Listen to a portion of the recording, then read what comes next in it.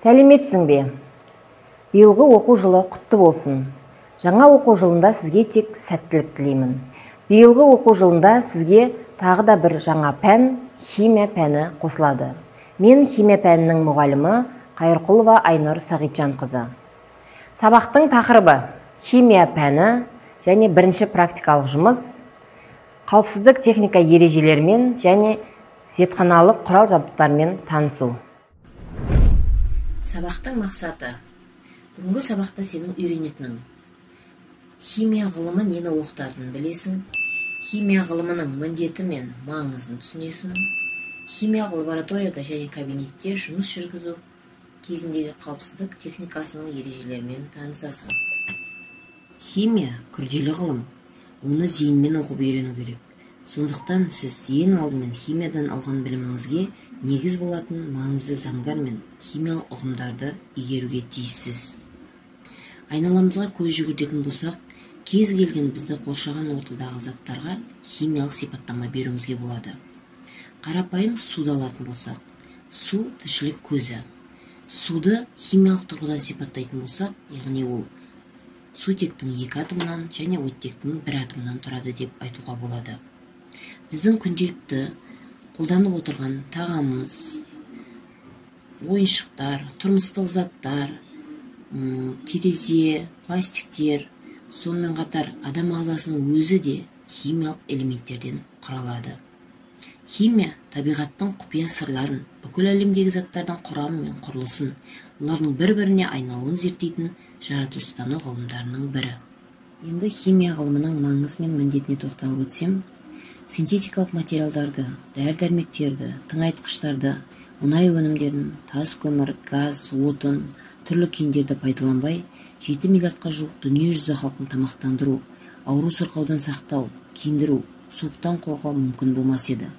Демек, біздің өміріміз химиямен тығыз байланысты. Ал енді осы химияның негізгі міндеттері: бірінші, заттарды тазарту әдістері арқылы одан жоғары дәрежедегі таза заттар алу. Ерекше тазартылған заттар радиоэлектронды өндіріс пен медицинада қолданылады. Белгілі бір сипатқа ие, бүгінгі күн талабына сай материалдарды алу. Заттардың қасиеттерін зерттеу және оларды іс жүзінде қолдануды үйрету негізгі химиялық міндеттер. Және соңғысы, әлі де алынбаған заттардың қасиеттерін болжау. Бүгінгі сабақта зат және физикалық дене деген химиялық ұғымдармен таныс боламыз.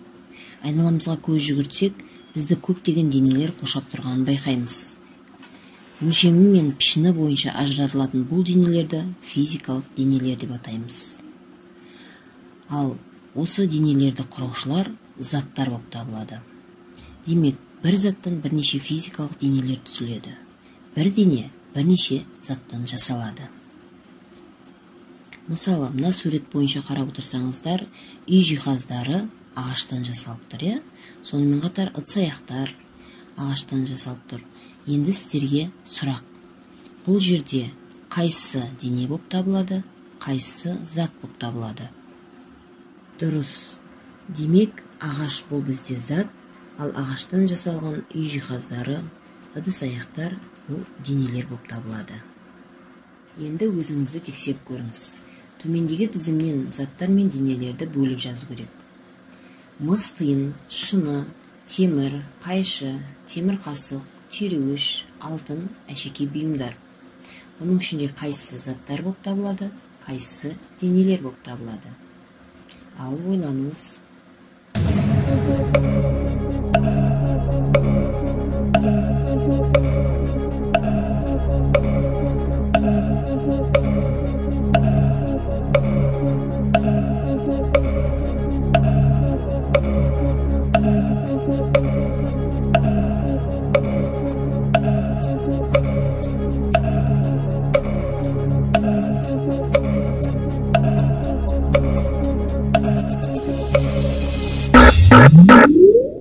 Жарайсыз.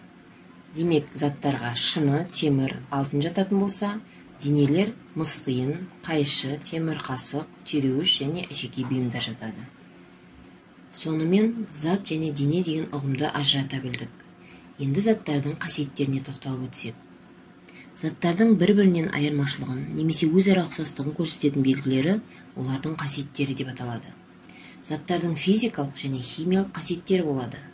Заттардың физикалық қасиеттеріне заттың агрегаттық күйі, тығыздығы, түсі, иісі, ергіштігі, электр және жылу өткізгіштігі, қаттылығы, дәмі, балқу және қайнау температуралары жатады. Химия бұл өте қызық пән. Неге десеңіздер, химия сабағында түрлі зертханалық жұмыстар, сарамандық жұмыстар жасалады. Бір заттың басқа затқа айналуын, бір заттың түсінің басқа түрлі түске боялуын, газдың бөлінуін, жану реакциясы, тағы да басқа қызықты тәжірибелерді жасаймыз. Алайда осы тәжірибелерді жасамас бұрын біз химия кабинетінің қауіпсіздік техника ережелерін мұқият есте сақтауымыз керек.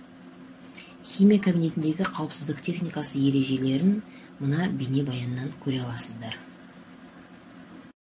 Ең алдымен оқушылар қорғаныс киімдерін, оның ішінде қорғаныс халатын, қорғаныс көзілдірігін және қолғапты киюлері тиіс. Аталған киімдер таза және бүлінбеген болған абзал. Тәжірибелер оқулықта көрсетілген әдістеме бойынша немесе мұғалімнің тапсырмасына сәйкес жасалуы керек. Тәжірибе барысында қолданылатын реагенттердің мөлшерін өз бетінше өзгертуге болмайды. Тәжірибеде қолданылатын заттар таза болуы керек. Өйткені басқа заттың болмашы мөлшерінің өзі тәжірибенің жүрісін өзгертіп жібере алады. Тәжірибе кезінде зертханалық үстел ұқыпты және таза болуы керек. Үстел үстінде тек тәжірибе жасауға қажетті құралдар мен ыдыстар ғана қалуы тиіс.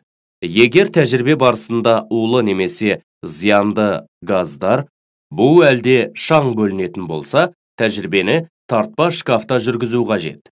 Тез тұтанғыш заттар жалынның жану көзінен алыс қашықтықта орналасуы керек. Оларды газ жанарғысымен емес, су ванналарында немесе электр қыздырғыштардың көмегімен қыздырған жөн. Химиялық реактивтердің дәмін татып көруге болмайды.